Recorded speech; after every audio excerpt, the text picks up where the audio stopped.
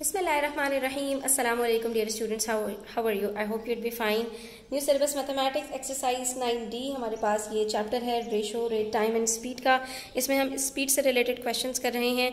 काफ़ी क्वेश्चंस हम जो है वो यहाँ पर सॉल्व कर चुके हैं। आज बारी आती है क्वेश्चन नंबर 9 और 10 की। तो ये क्वेश्चंस आपने अपने पास नोट डाउन करने हैं स्टूडेंट्स, स्टेप बाय स्टेप समझना है। थोड़े से इसके अंदर वर्किंग्स ज़्यादा हैं, लेकिन परेशान नहीं होना, वही सारी चीज़ें हैं जो हम पीछे पढ़कर आ चुके हैं। ठीक है, तो स्टार्ट करते हैं और देखते हैं यहाँ पर हमने क्या करना है। Question number 9 says a car travels the first 50 kilometers of its journey at an average speed of 25 meters per second। अब यहाँ पर हमारे पास स्पीड गिवन है और यहाँ पर डिस्टेंस गिवन है, यानी कि दो क्वांटिटीज जब गिवन है तो तीसरी टाइम हम निकाल सकते हैं। ठीक है, तो जर्नी का फर्स्ट पार्ट हुआ है, उसकी हमें इन्होंने यहाँ पर डिस्टेंस बता दिया है किलोमीटर्स में और स्पीड बता दी मीटर पर सेकंड में। तो यहाँ पर आपने नोट डाउन करना है, यूनिट्स को सेम बनाने के लिए मीटर पर सेकंड को आपने सबसे पहले क्या करना होगा, किलोमीटर्स पर आर के अंदर इसको कन्वर्ट करना होगा। ठीक है, उसके बाद आपके पास टाइम निकल आएगा यहाँ पर। उसके बाद कह रहे हैं and the next 120 kilometres at an average speed of 80 kilometres per hour. अब अपनी जर्नी का कहीं पर स्टॉप हो गया, उसके बाद दोबारा से अपनी जो है वो जर्नी स्टार्ट की और दूसरा पार्ट जो अपना उन्होंने तय किया है उसकी भी स्पीड बता दी हमें और उसकी भी यहाँ पर हमें वो बता दी डिस्टेंस कि 120 किलोमीटर्स उसने तय किए हैं 80 किलोमीटर्स पर आवर में। यहाँ पर मजे की बात यह है कि हमारे पास जो स्पीड है वो किलोमीटर्स पर आवर के अंदर है, कोई क्वांटिटी हमें यूनिट्स चेंज करने की जरूरत नहीं है। सिंपली हम यहाँ पर डिस्टेंस डिवाइडेड बाय स्पीड करेंगे और हमारे पास टाइम आ जाएगा। तो इन दोनों से हम यहाँ पर आसानी के साथ टाइम निकाल सकते हैं कि कितना टाइम लगा होगा 50 किलोमीटर्स के लिए और कितना टाइम लगा होगा 120 किलोमीटर्स के लिए। नेक्स्ट पार्ट में हमें बता रहे हैं, तीसरा पार्ट भी है इसका कि the car completes the last part of its journey at an average speed. इसमें भी हमें स्पीड बताई है उन्होंने, वो भी 90 किलोमीटर्स पर आवर, ये भी किलोमीटर्स पर आवर के अंदर है, इसके यूनिट्स भी चेंज करने की जरूरत नहीं है। लेकिन यहाँ पर इन्होंने हमें डिस्टेंस नहीं बताया और अब हमें इन्होंने टाइम बता दिया है। तो इसका मतलब ये हुआ दो पार्ट्स में हमारे पास एवरेज स्पीड के साथ डिस्टेंस गिवन है, टाइम निकालना है। तीसरे के अंदर हमारे पास एवरेज स्पीड के साथ टाइम गिवन है तो हमें डिस्टेंस निकालना है। सिंपल, तीनों की कैलकुलेशंस हम अलग अलग करेंगे। उसके बाद फिर हमारे पास बारी आ जाएगी average speed for its entire journey.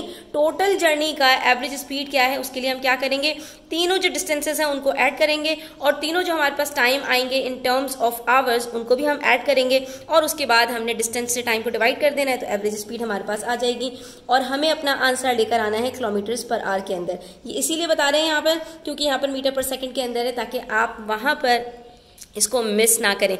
ये छोटे छोटे से पॉइंट्स होते हैं स्टूडेंट्स, इसको जरूर नोट डाउन किया करो ताकि जब आप रिवीजन करने बैठते हैं तो वहां पर आपको याद आता है कि अच्छा इस तरह के जो क्वेश्चंस होते हैं इसके अंदर मुझे इस पॉइंट को जरूर जरूर देखना होता है कि मेरे जो यूनिट्स हैं वो सब सेम हैं या नहीं। यानी सारे यूनिट्स मेरे पास अगर किलोमीटर्स पर आवर के अंदर है तो सब किलोमीटर्स और आवर के अंदर ही होने चाहिए, अगर मीटर पर सेकेंड के अंदर है तो तमाम मीटर और सेकेंड्स के अंदर होने चाहिए। ये हमारे पास यूनिट्स जो है वो यूनिफॉर्म होने चाहिए, इसके अंदर हमारे पास कोई चेंज नहीं होना चाहिए। तो स्टार्ट करते हैं और इसको देखते हैं हमने किस तरह से सॉल्व करना है।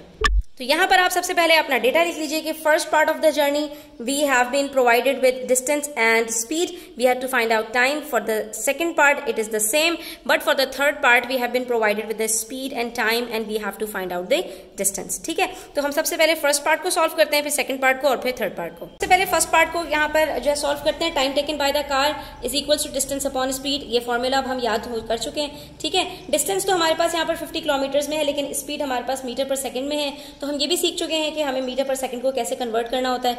हम सिंपली यहाँ पर इसके नीचे डिनोमिनेटर लगाएंगे 1 और 25 को डिवाइड कर देंगे मीटर से, किलोमीटर के लिए 1000 से डिवाइड कर देंगे और 1 को डिवाइड कर देंगे 3600 से, क्योंकि एक आवर के अंदर 3600 सेकेंड होते हैं। जब हम इसको डिवाइड करेंगे तो आंसर आ जाएगा हमारे पास यहाँ पर सिंपल आएगा 90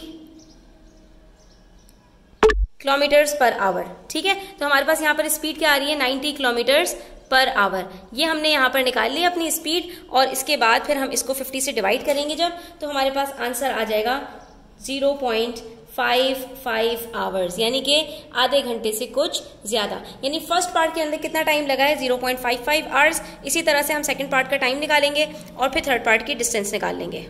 तो ये देखिए हमारे पास सेकंड पार्ट के अंदर दोनों चीजें किलोमीटर्स और किलोमीटर पर आवर के अंदर ही थी, तो हमने 120 को डिवाइड किया सिंपली 80 से, हमारे पास आंसर आ गया 1.5 आवर्स। पहले जो है वो जर्नी के पार्ट में 0.55 आवर्स आए, 1 घंटे से भी कम टाइम था। दूसरी जर्नी थोड़ी लंबी थी, 1.5 आवर्स लगे, और तीसरी जर्नी के अंदर सिर्फ 35 मिनट्स लगे, उसके अंदर भी हमारे पास टाइम कम था। तो अब हम क्या करेंगे, डिस्टेंस निकालने के लिए स्पीड हमारे पास है किलोमीटर्स पर आवर के अंदर, लेकिन टाइम हमारे पास मिनट्स में है, तो मिनट को हमें चेंज करना पड़ेगा, 60 से डिवाइड कर देंगे तो आवर्स में आ जाएगा ये। अब हम जब इसको सॉल्व करेंगे तो हमारे पास यहाँ पर आंसर आएगा 0.58 आवर्स। ठीक है, तो ये हमारे पास अप्लाई कर लेंगे 90 की स्पीड से, 90 किलोमीटर्स पर आवर से, तो हमारे पास यहाँ पर आंसर आ जाएगा 52.5 किलोमीटर्स। यहाँ पर हमें टाइम नहीं निकालना था, यहाँ पर हमें डिस्टेंस निकालना था, तो डिस्टेंस हमारे पास आ रहा है 52.5 किलोमीटर्स। तो अब हमारे पास तीनों डिस्टेंसेस भी हैं और तीनों के टाइम भी निकल कर आ चुके हैं। तो अब हमने सिंपली क्या करना है, average speed of entire journey calculate करनी है। उसके लिए हम D1 plus D2 plus D3 करेंगे, तीनों डिस्टेंसेस को ऐड करेंगे, और नीचे हम जो हमारे पास तीनों के टाइम है T1 plus T2 plus T3 वो हम कैलकुलेट कर लेंगे। ठीक है, तो हमारे पास यहाँ पर पहला जो डिस्टेंस था वो था हमारे पास 50 किलोमीटर्स का, दूसरा जो डिस्टेंस था हमारे पास 120 किलोमीटर्स का था, और तीसरा जो डिस्टेंस हमारे पास निकला है ये 52.5 किलोमीटर्स का है। इन तीनों को हमने ऐड करना है, और नीचे हमारे पास जो पहला टाइम आया था 0.55 आवर्स, दूसरा टाइम हमारे पास आया था 1.5 आवर्स, और तीसरा टाइम हमारे पास आया था 0.58 आवर्स। ठीक है, अब हम इन सबको ऐड करेंगे और फिर हम कैलकुलेट कर लेंगे। तो ये देखिए हमारे पास जो टोटल डिस्टेंस आ रहा है वो 222.5 किलोमीटर्स है, और टाइम हमारे पास आ रहा है 2.63 आवर्स, यानी 2 घंटे और 0.63 आवर्स के अंदर 222 किलोमीटर्स कुछ गाड़ी ने जो है वो ट्रेवल किया है। तो इसका मतलब है इसकी जो एवरेज स्पीड है वो हमारे पास पूरी जर्नी की कितनी आ रही है, 84.6 किलोमीटर्स पर आवर। तो आपने देखा कितनी आसानी के साथ हमने इसको कैलकुलेट कर लिया। हमने हमारे पास जो क्वेश्चन था वो 3 पार्ट्स में डिवाइडेड था, हमने तीनों पार्ट्स को अलग अलग सॉल्व किया, यूनिट्स जहाँ पर सेम नहीं थे उनको सेम बनाया, और उसके बाद जब हमारे पास तीनों डिस्टेंसेस तीनों टाइम हमारे पास आ गए निकल कर, तो हमने सिर्फ और सिर्फ इन सबको एक साथ रखा और इसको सॉल्व कर लिया। कितना सिंपल था। ठीक है, इसी तरह से आपने क्वेश्चंस को अपने बड़ी अच्छी तरह से समझना है और उसके बाद स्टेप बाय स्टेप इसको सॉल्व करना है। चलिए अब क्वेश्चन नंबर 10 कर लेते हैं। अभी जो क्वेश्चन नंबर 10 है ये हमारे बाकी तीनों क्वेश्चन से थोड़ा सा डिफरेंट है, इसको आपने बहुत आराम से समझना है। The diameter of a wheel of a car is 60 centimetre. सबसे पहले तो आपको ये पता होना चाहिए डायमीटर किसको कहते हैं, वो लाइन जो सेंटर से गुजरती है और एक पॉइंट ऑफ सर्कल से दूसरे पॉइंट ऑफ सर्कल तक चली जाती है। ठीक है, ये लाइन कहीं से भी हो सकती है, सर्कल के किसी भी उससे, यानी ये रेडियस का डबल होती है। तो आपके पास ये जो सेंटर यानी कि आपके सर्कल को जो लाइन हाफ में डिवाइड करती है उसको हम कहते हैं डायमीटर। तो हमारे पास यहाँ पर व्हील ऑफ अ कार का डायमीटर दिया हुआ है, एक पहिया है उसका डायमीटर आपके पास 60 सेंटीमीटर्स है। फिर वही बात कि हमारे पास यहाँ पर डिस्टेंस दिया हुआ है एक व्हील के डायमीटर का, तो हमें उसको सेंटीमीटर से जो है वो मीटर में करना पड़ेगा अगर हमारे पास बाकी चीजें मीटर पर सेकंड के अंदर है। ठीक है, तो सिंपली हम क्या करेंगे, एक मीटर के अंदर 100 सेंटीमीटर्स होते हैं, तो सेंटीमीटर से मीटर में जाने के लिए हम 100 से इसको डिवाइड कर देंगे, आंसर आ जाएगा हमारे पास 0.6।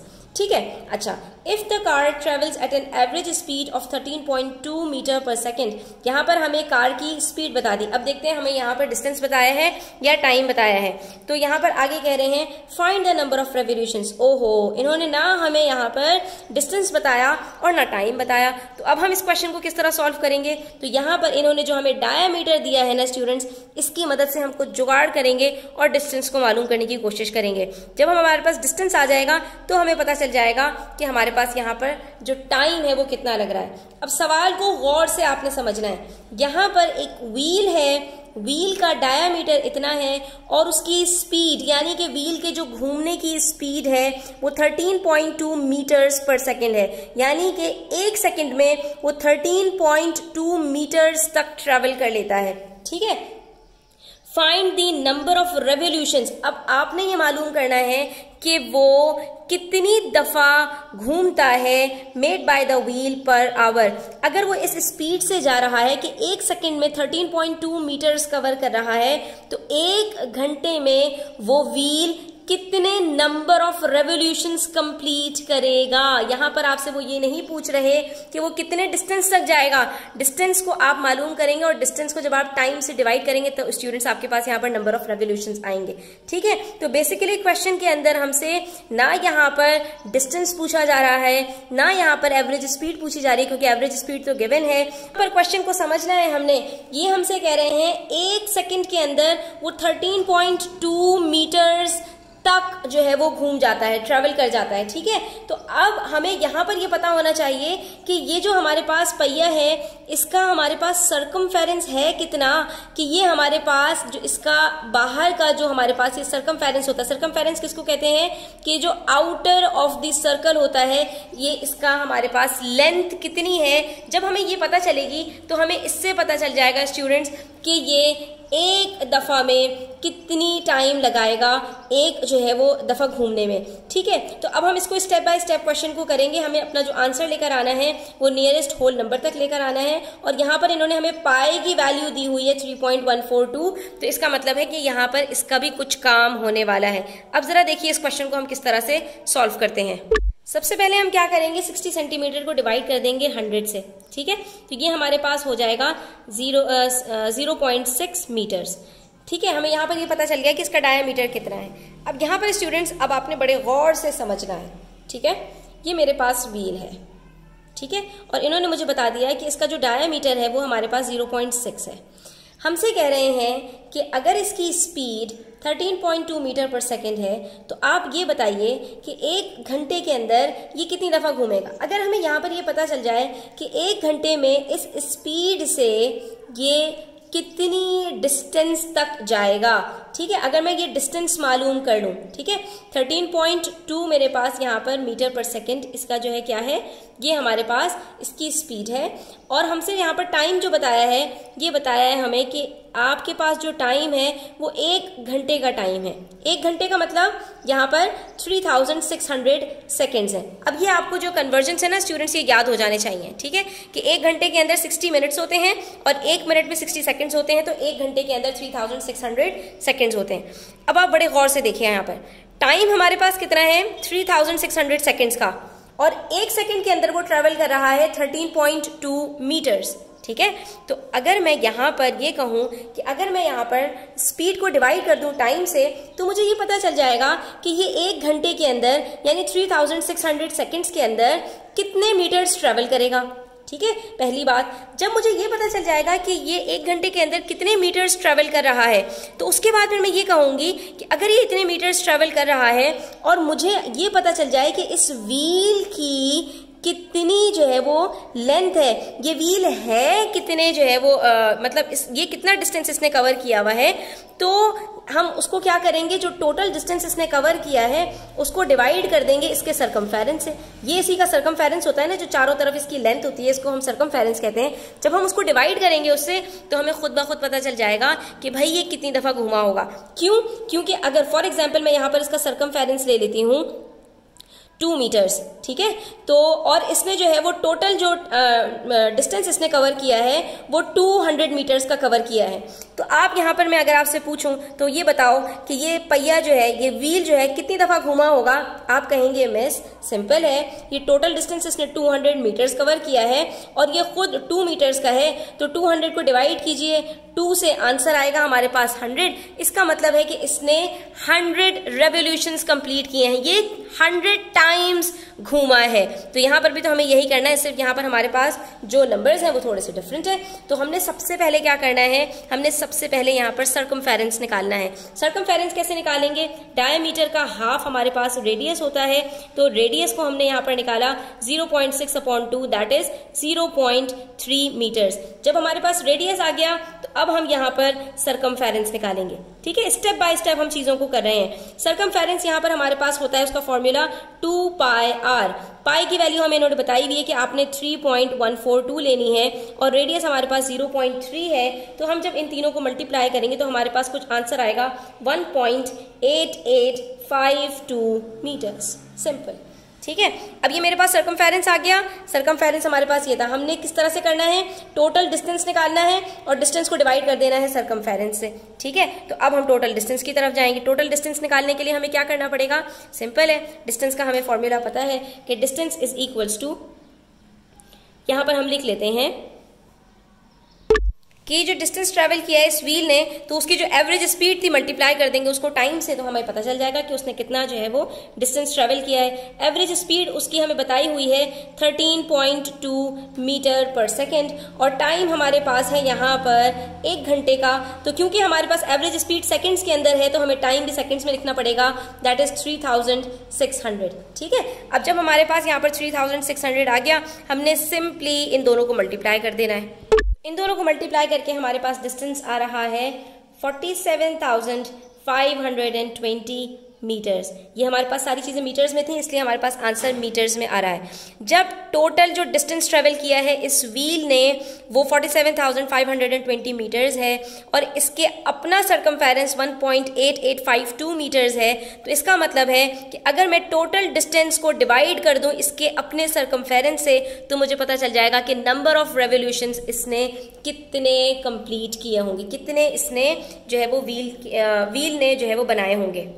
जब आप इसको इससे डिवाइड करेंगे तो आपके पास आंसर आ जाएगा 25,207। इसका मतलब है कि जो व्हील है इसने 25,207 चक्कर काटे हैं, यानी कि ये इतने टाइम्स 25,000 टाइम्स घूमा है। यहां से जब घूम के अपनी जगह पे वापस आता है ना, तो इसको कहते हैं रेवोल्यूशन। इसका मतलब है कि ये जो व्हील है इतना डिस्टेंस ट्रेवल करने के चक्कर में इतनी दफा घूमा है। तो इस तरह के क्वेश्चंस की बार बार प्रैक्टिस करोगे स्टूडेंट्स, तभी आपको समझ में आएगा। कहीं कोई बात समझ में ना आई हो कमेंट सेक्शन में पूछ लेना और बार बार वीडियो को देखा करें, आगे पीछे करके देखा करें, इंशाल्लाह आपको ये चीजें क्लियर हो जाएंगी, ठीक है। तो आज के लिए इतना ही। अपना बहुत सारा ख्याल रखिएगा। चैनल पर नए हैं तो प्लीज सब्सक्राइब करते जाइएगा, अपने फ्रेंड्स के साथ शेयर कीजिएगा। अल्लाह हाफिज।